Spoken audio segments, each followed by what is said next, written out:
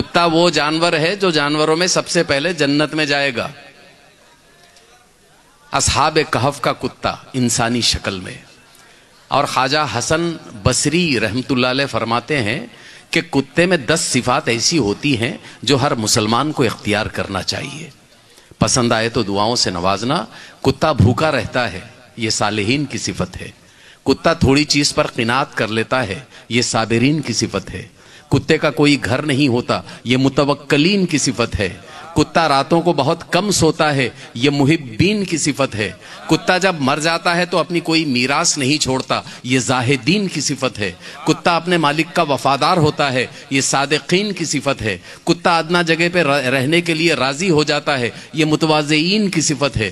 کتے کی جگہ پر کوئی قبضہ کر لے تو اسے چھوڑ کر دوسری طرف چلا جاتا ہے، یہ رازعین کی صفت ہے. کتے کو مار کر پھر بلایا جائے تو فوراً آ جاتا ہے، دل میں مار کا کینہ نہیں رکھتا، یہ خاشعین کی صفت ہے. کتے کے سامنے اگر کھانا رکھا ہو،